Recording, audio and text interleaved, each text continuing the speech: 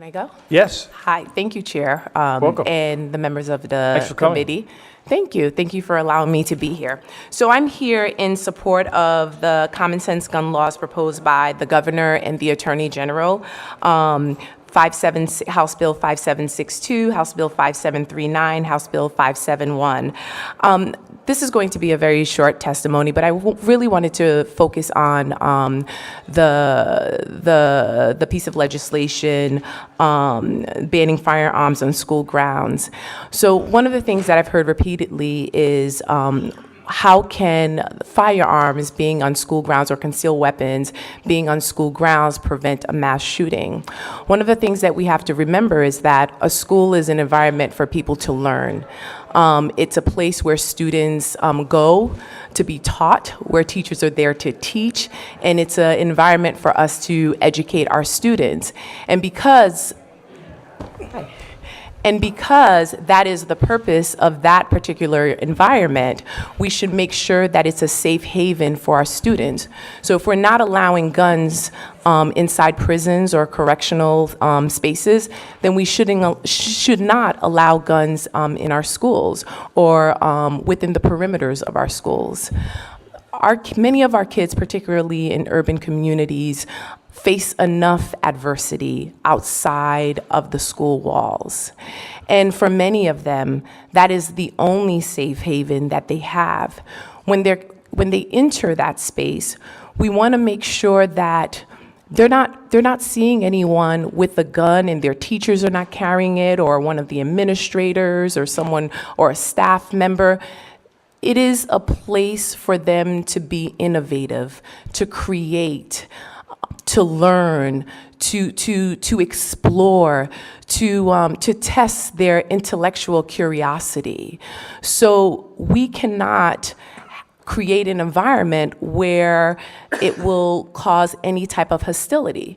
And if there was a mass shooting and you had one teacher in a classroom pull out a gun and start shooting, or someone else pulled out a gun and start shooting, it would become chaos. That's something that for our law enforcers or a law enforcement to take care of. And so when we think about what happened in Florida and Sandy Hook, none of those things could have necessarily been prevented if someone in the school already carried a gun.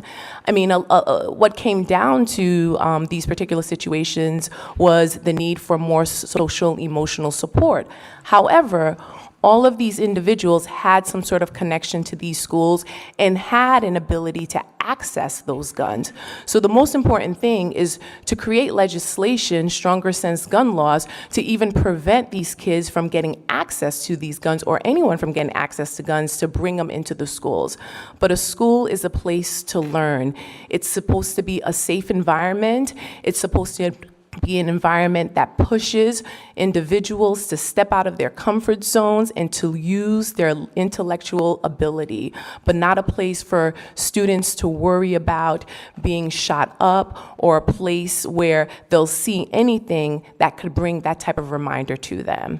And that is my testimony, and I hope that this committee will really consider these gun reforms, and to also recommend that it is passed.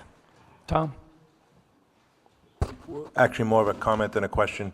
So just one of the statements you said is the schools, you don't want them to have that reminder that that type of thing can happen in the school, but yet we put an armed police officer as a school resource officer in several schools around the state just for that purpose, so that they know that that could happen and that they are protected.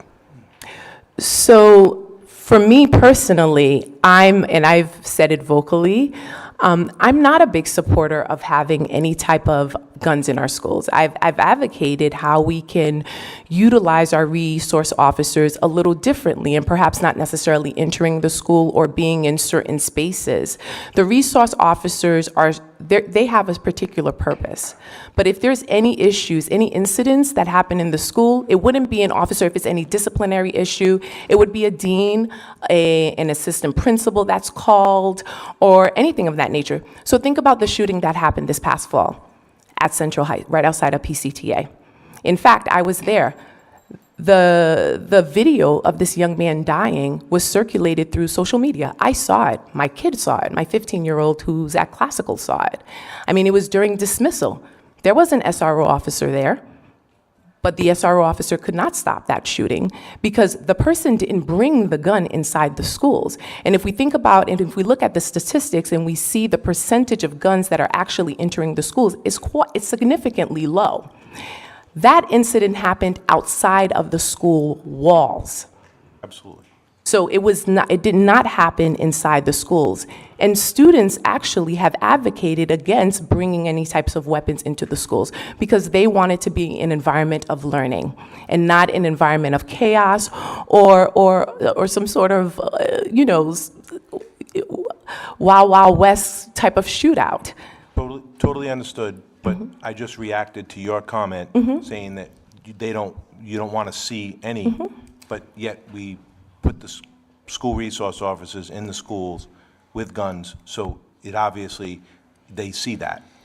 They do, and they've also brought issues to that. Right now, the Providence Student Union actually has been advocating to eliminate resource officers or reduce resource officers and increase social emotional support because they don't want to see any type of guns inside their schools or anyone carrying weapons.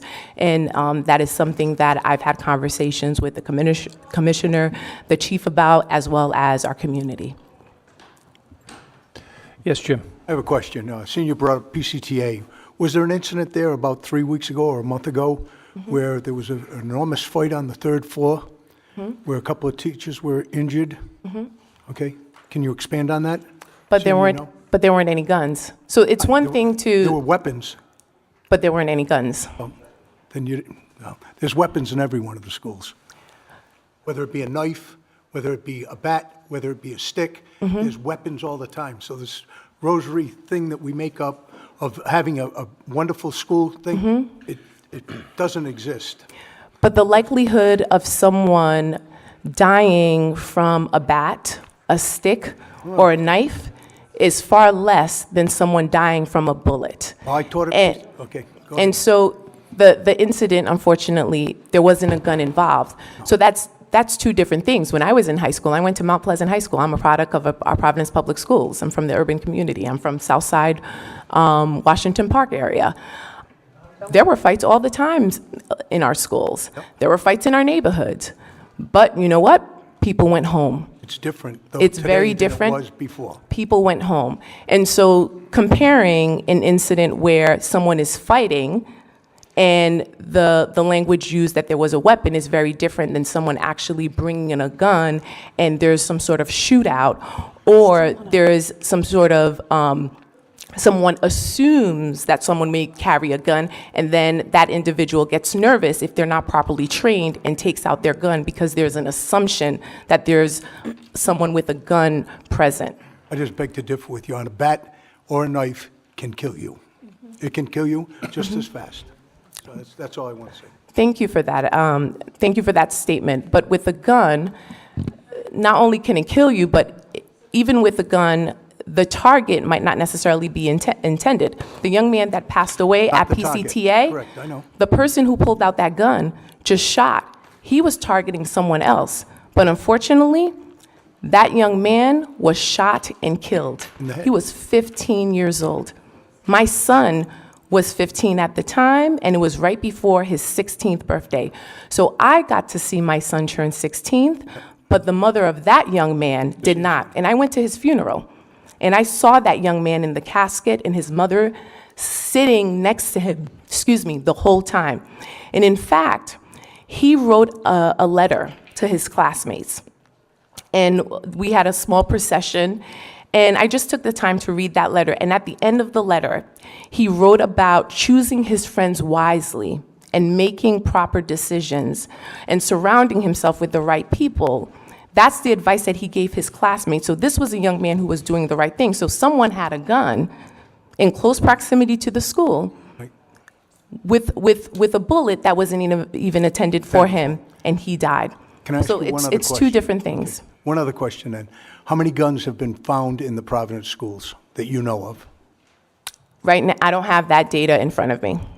Yeah, but it's not But in terms of finding guns in Providence Public Schools, I'm happy to obtain that data, send it to you in email, but I'm sure it's not significant enough for us to justify having guns inside our schools. Or, yes, or having concealed weapons inside our schools. Any further questions for the witness?